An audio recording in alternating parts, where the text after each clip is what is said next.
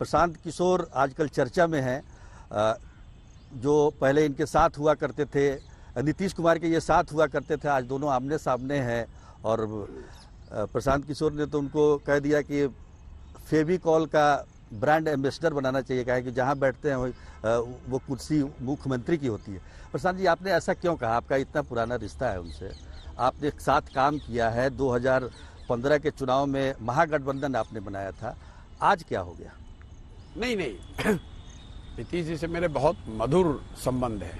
और जो आपने कहा कि हम लोग आमने सामने कैसे हो सकते हैं? वो इतने बुजुर्ग सीनियर लीडर हैं, राज्य के मुख्यमंत्री हैं। मैंने अपनी राजनीति की अभी शुरुआत भी एक तरह से नहीं करी है। मैं तो सामाजिक तौर पे बिहार में जन सुराज के नाम पर बिहार के गांव शहरों में घूम रहा हूं।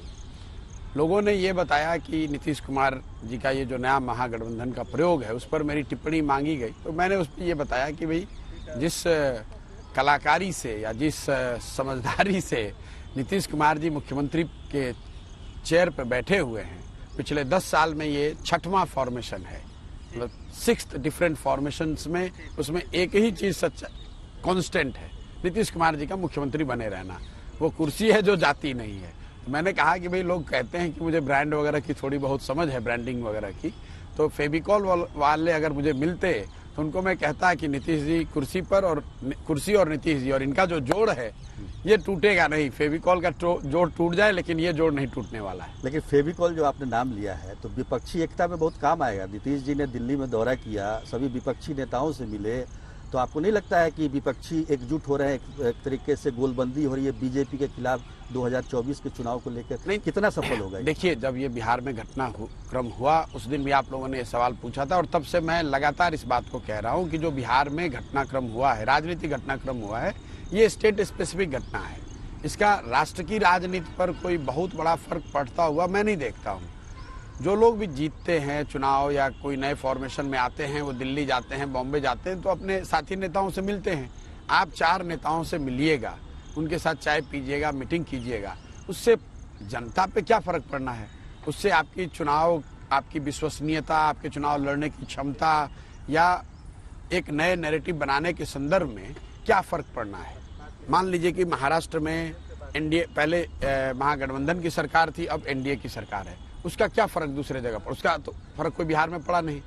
तो ये राज्य स्पेसिफिक घटनाएं हैं। नीतीश जी दिल्ली गए, स्वाभाविक तौर पे जो बिहार के लोग हैं, बिहार के पत्रकार हैं, जो नीतीश जी को मिनट टू मिनट फॉलो कर रहे हैं, वो इसमें कुछ इसका मतलब निकालने का प्रयास कर सकते हैं। लेकिन राष्ट्रीय राजनीति पर इस तरह की घटनाओं का कोई बहुत बड़ा असर मैं नहीं देखता हूँ। देखिए, आप तो उन सब नेताओं के साथ काम भी कर चुके हैं जिनसे नीतीश जी अभी मिले हैं जाकर। आपको क्या लगता है, आपको कुछ फीडबैक है कि कुछ पॉजिटिव चीज़ें, कुछ लग रहा हो कि एक बार फिर से जो है जैसा कि माहौल बनाया जा रहा है कि बीजेपी वर्सेस ऑल का कुछ इस तरह का स्वरूप बन रहा है? देखिए, 2 बात है उसमें। एक तो जो थियोरेटिकल अंडरस्टैंडिंग है, और मैंने अपने आप को इस चीज़ से बिल्कुल अलग किया हुआ है। इसलिए अलग किया हुआ है कि जब से मैं बिहार आया हूँ, और उससे पहले भी जब मैंने लोगों से अपना जानना चाहा, लोगों ने ये बताया कि भाई आप बिहार में ही रहिए, बिहार की बाहर की घटनाओं पर, वहाँ की पार्टियों के, वहाँ के नेताओं के साथ बहुत इधर उधर करने के बजाय आप बिहार पर फोकस होकर यहाँ काम कीजिए। मैं ईमानदारी से वो काम करने का प्रयास कर रहा हूँ। आप देख रहे हैं 5 मई से जब से मैंने ये घोषणा की है, तब से मैं करीब करीब हर दिन बिहार में ही हूँ, यहाँ से छोड़ के जाता नहीं हूँ। जो हर दिन यहाँ काम होता है उसको करते हैं।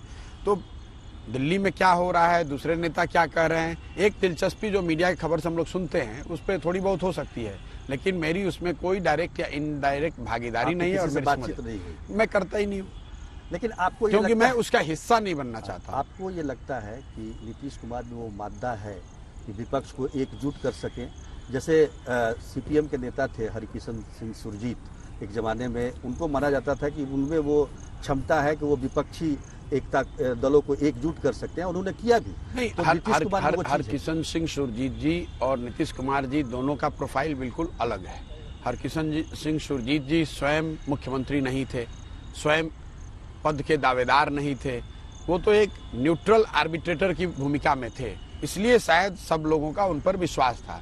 दूसरी बात ये समझिए, वो दौर अलग था, आज राजनीति का दौर अलग है।